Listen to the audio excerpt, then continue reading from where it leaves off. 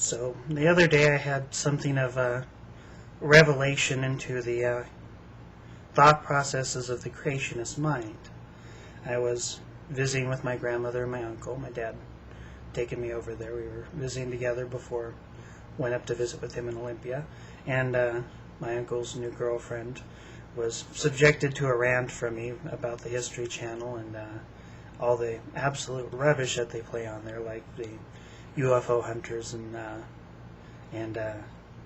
the cryptozoological hunters or monster quest or whatever the hell it's called, and the ghost hunters. I mean, just all that absolute crap. I mean, stick a bunch of people in the woods and with the camera and then watch them freak out at the noises.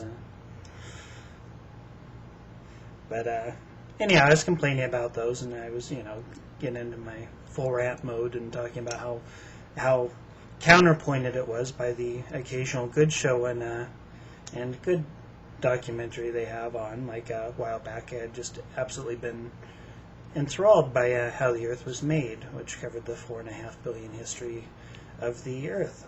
I thought it was just a fascinating bit of science for people like me who kind of missed a lot of that in our somewhat spotty education.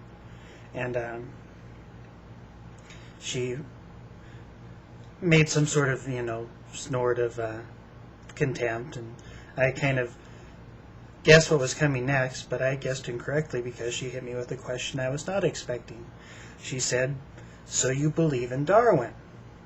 And it caught me so far off guard that I laughed out loud, and I said, of course I believe in Darwin. The historical accounts of him seem pretty well fleshed out. There doesn't seem a lot of debate among historians whether or not Darwin really walked among us. He is a well-documented individual. But it kind of occurred to me that, to some creationists at least, they perceive Darwin as atheist Jesus. That Darwin is our prophet and he showed us the ways of non-God. And, I mean, it's kind of surprising that it never really occurred to me before, because I've kind of been a bit, well, it kind of seemed a bit beyond my comprehension why creationists constantly obsess over Darwin. I mean, I see a lot of debates on YouTube, and a lot of people during those debates go for personal attacks on Darwin. And the theory of evolution is always a Darwinian evolution, and people that believe in evolution are Darwinist.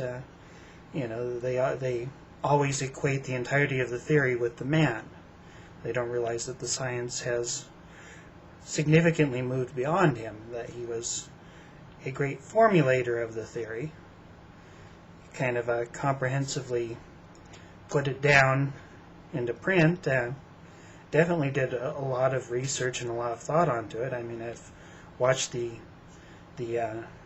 listened to the Nick Gisborne readings of the Origin of the Species, and just fascinating stuff. The way the man's mind worked is just incredible.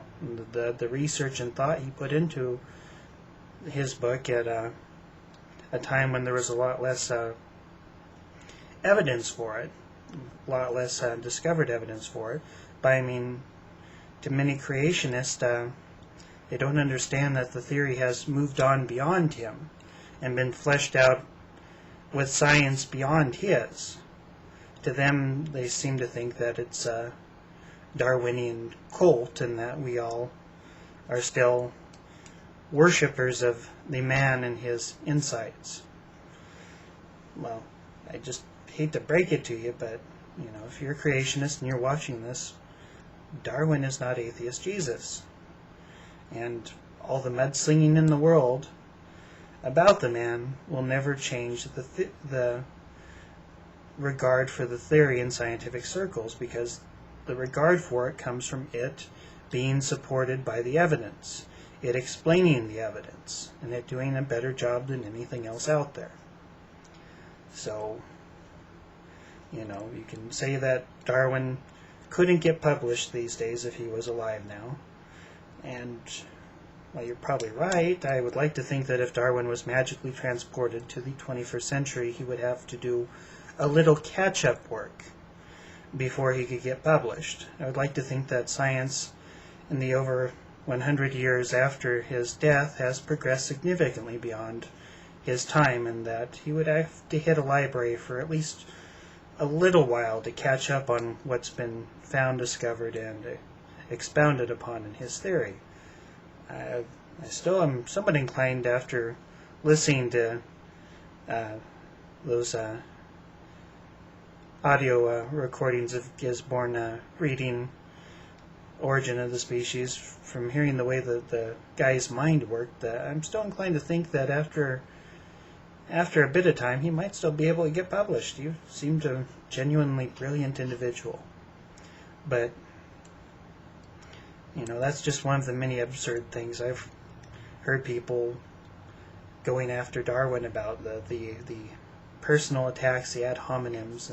Darwin was a racist. Well, no doubt he had some Victorian views, but from everything I've heard about him, the man just was ahead of the curve for his time on his beliefs and how people should be treated.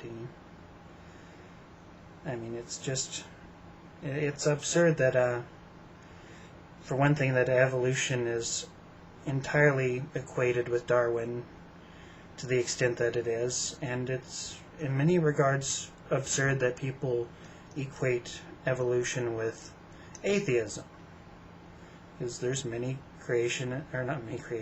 many Christians out there that are full believers, many top scientists, and they manage to josh it into their worldview. So, keep slinging mud, it just makes you look like idiots.